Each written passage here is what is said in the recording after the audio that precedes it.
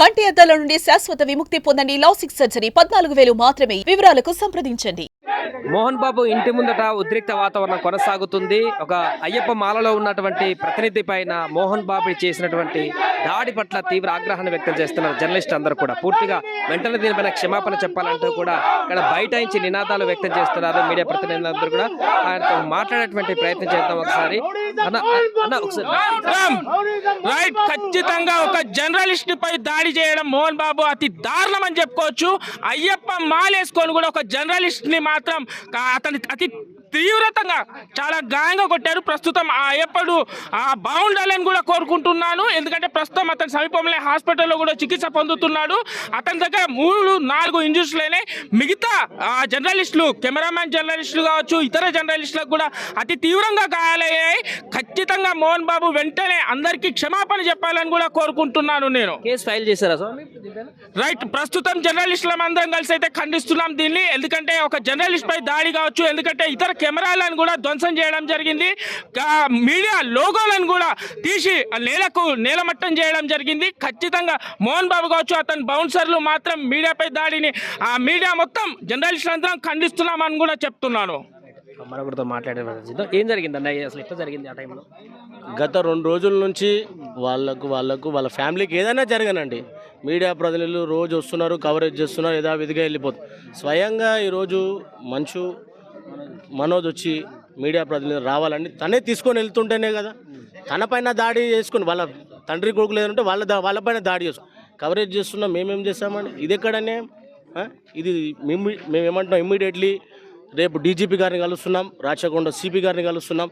వెంటనే మోహన్ బాబు పైన కేసు నమోదు చేయాలి. జర్నలిస్టులు ఐక్యత వర్ధిల్లాలి. ఉన్నటువంటి కాంగ్రెస్ ప్రభుత్వం వెంటనే మోహన్ బాబు పైన చర్యలు తీసుకోవాలి. తీసుకోకపోతే జర్నలిస్టులు ఇంకా ఉధృతం చేసి రేపు మేము తెలంగాణ గన్ పార్క్ వద్ద కూడా మేము రేపు గాయాలయ్యాయి ఈ దాడిలో. ఇప్పుడు ప్రస్తుతానికి దాదాపు ఒక 6 మంది వరకు గాయాలయ్యాయి. జర్నలిస్టులు అడుగుతుంటే ఏమైందని, అరే నీకు ఇష్టం లేకపోతే మాట్లాడకు, లేకపోతే నేను మాట్లాడానని చెప్పండి.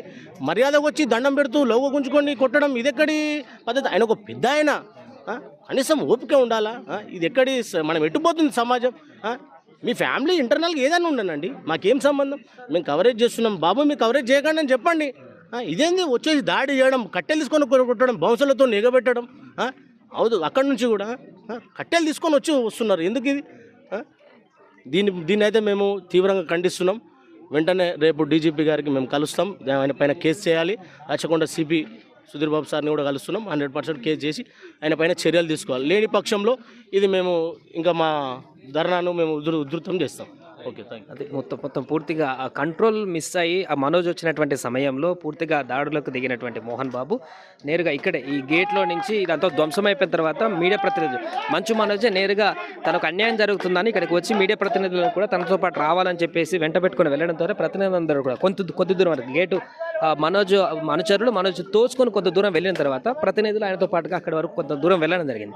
దీన్ని జీర్ణించుకోలేనటువంటి మోహన్ బాబు నేరుగా అక్కడ ప్రతినిధుల మీదకి నేరుగా వచ్చి దాడి చేసేటువంటి ప్రయత్నం, లోగోలతోటి ఇంకా పెద్ద ఆయుధాలు ఉంటే ఇంకెలాంటి పరిస్థితి ఉండేది అనేటువంటి ఒక భయాందోళన అయితే వాళ్ళు వ్యక్తం చేస్తున్నారు. కొంతమంది గాయాలయ్యి వాళ్ళ హాస్పిటల్కి కూడా తీసుకువెళ్ళాం.